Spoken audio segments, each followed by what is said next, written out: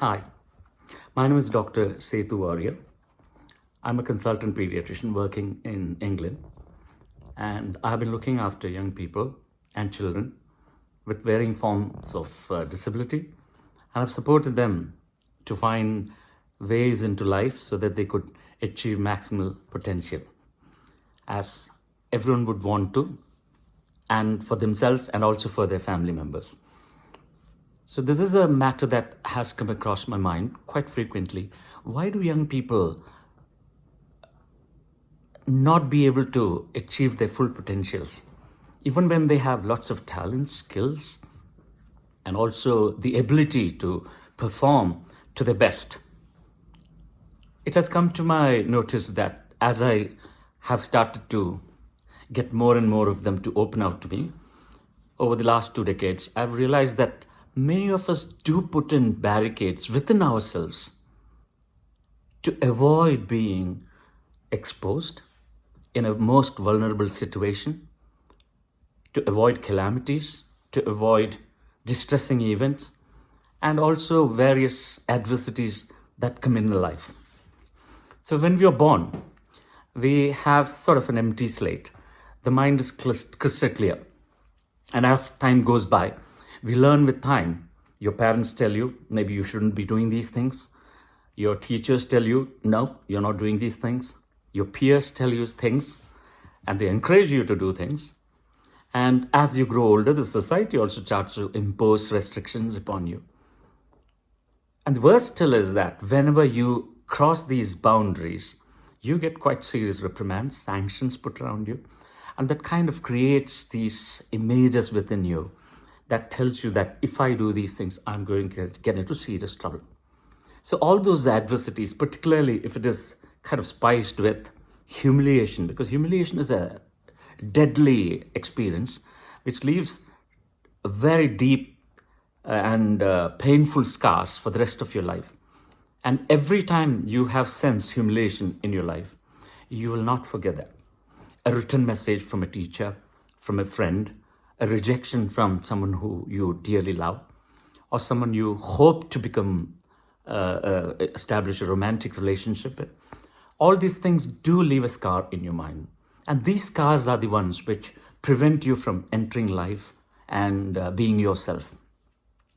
So there has been a new resource, a new tool, if I may call it, to have a better fluid entry into your life rather than keeping yourself restricted and preventing you from engaging in life to its fullest and achieving your maximal potential. It's not rocket science. It's something very simple called attitude of gratitude. I was quite surprised that quite a few of the international conferences that I've attended and where I have been giving talks to, I've been listening to people talking about this amazing tool which has actually transformed the life of several people all over the world. It was started as a very small project in the United States of America, but now it's spread over all over the world with such a passion that people are embracing this and achieving their fullest. So why not? Let's all try it. I think it's worth trying for every single human being on this earth who has been affected by many of these unwanted experiences. It is purely looking at life in its in its full face-to-face and giving your best and achieving the best in return. The first thing that you got to write is what you're good at, what skills you have, what talents you have, what virtues you have, what privileges you have at this point of time. You got to write it in a little notebook called a golden journal, as I have named it. And the best time to write it is just when you're about to drop off to sleep, or when it's time to reminisce and become quiet and you just want to settle down and fall asleep. So first thing to write down is what you're good at, or what your life experience at that point of time is, what causes you to be grateful for the privileges that you have. Now, the second point you need to write down is what good experience you have had. Someone has said something nice, someone has done something nice to you, someone has facilitated or organized something good for you. So that's got to be written, not in a big essay, just a couple of words, a few phrases, that represents that experience. Now, third thing what you need to write down is clearly what you have done, which is the most important thing. What you have done, something good, something said something good, or you have facilitated something quite good, that made you feel good, that made you feel grateful for having been given that opportunity to do it. So first thing is write something good about you. Second thing, you write what has been provided to you by serendipity or by design, by someone or some experience. Third, what you have done something that made you feel good. Now, the first thing, as you start to write over a period of time, you learn that there are lots of positive things within you which you have kept buried, forgotten, and did not want to revel in it, as life experiences have told you that you're not good. So you learn with time that the amount of good things that you have within you are becoming more and more concrete, and you learn to accept that real positive person within you as the real person.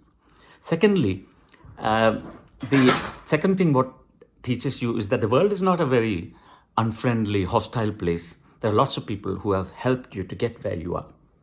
The more you ponder on those moments of gratefulness, it kind of builds up a kind of a repertoire of life experiences into which you have entered, and you have received lots of blessings and help from people, so that helped you to get where you are. For that matter, even the shoes you're wearing, there are millions of people behind it. The car that has brought you wherever you are, or the words that you can read and learn from it, has come from someone. So lots of people have helped you to get where you are. Now, the last thing teaches you that you've entered this world several times without feeling judged, scrutinized, or self-conscious, and that's going to hold you in good stead for a long time. So in a way, the barricades that you have put within yourself to prevent yourself from entering the world and enjoying the fruits of it are being dismantled, and you're entering it with a full open mind, and in return, you're going to get all the happiness that you definitely are blessed with. I do hope this helps you in a way.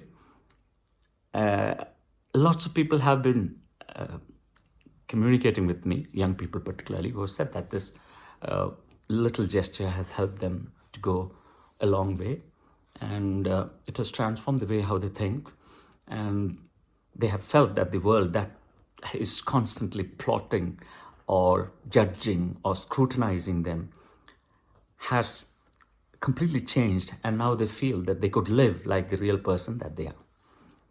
I hope this is helpful. This is Dr. Sethu Wariyar, and I'll be coming back to you with other talks as well, as has been requested by many of my friends and some of my patients and also some of my well-wishers. Thank you for listening. Bye-bye.